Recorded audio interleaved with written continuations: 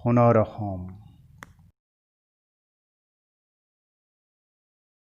এইখনেই মোৰ সোণৰ অসম, য'ত সন্তানে গৰ্ভতে বাৰুদৰ শব্দ শুনি জন্মতে হ'ব লাগে পংগু।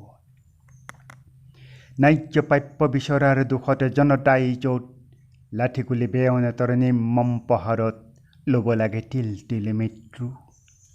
আৰু গণতন্ত্ৰ ভৰিৰে মোহাৰি প্ৰতিবাদীক পিঞ্জৰাবদ্ধ কৰি ৰাজনীতিৰ মুনাফাৰে বিদেশীৰ ঘৰ বান্ধে য'ত, এইখনেই মোৰ সোণৰ অসম। শুনা যায় য'তে মাকৰ শুকান স্তন চোহা দুগ্ধপোষ্য শিশুৰ কৰুণ কান্দোন, বেচিব লগা হয় য'তে মুঠি অন্নৰ বাবে সাধ্যৱী মহিলাৰ নিষ্কলুষ যৌৱন। শুনা যায় চিকিৎসাৰ বাবদ হস্পিটেলৰ বাৰান্দাত দৰিদ্ৰ বেমাৰীৰ নিৰহ কেকনি, আৰু মৃত্যুৰ সতে যুঁজা পুত্ৰ সাৱতী বৃদ্ধা মাতৃৰ চুপনি।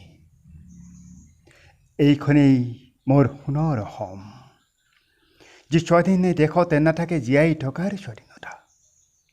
হত্যা, লুণ্ঠন, ধৰ্ষণ, অপহৰণৰ বেহা হয় য'ত শংকাহীন উন্মুক্ততা।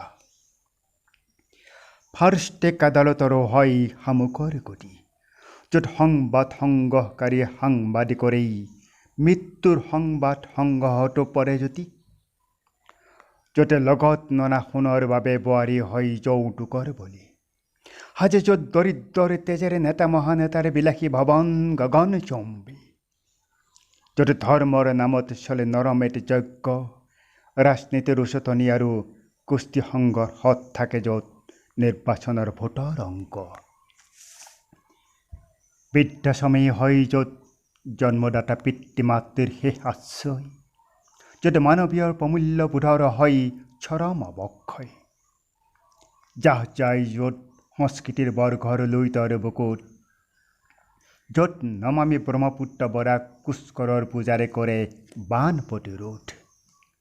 টকাৰ অংকতে পোতকাই য'ত কেলেংকাৰী উচ্চ পাহাৰ, গল গল গল বুলি অৰণ্য ৰোদন হয় মাথো খাটি খোৱা জনতাৰ।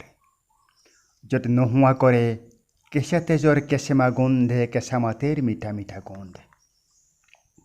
এইখনেই মোৰ সোণৰ অসম, য'ত পনীয়া সোণত জ্বলে লেলিহান শিখা, সুৰাৰ কৰত চলে দেশৰ অৰ্থ ব্যৱস্থা। অতীতৰ ঘৰটি ভাঙি সাততি কুটিৰ সাজি, ভাই ভাইৰ মাজতে গঢ়ি সীমাৰ সংঘাত, আৰু সীমান্ততে ঘনে ঘনে ভাঙে মৃত্যুৰ চেপাৰ্তনাদ।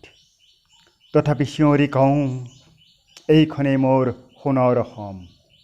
মই বাৰু বলিয়া হোৱা নাইতো।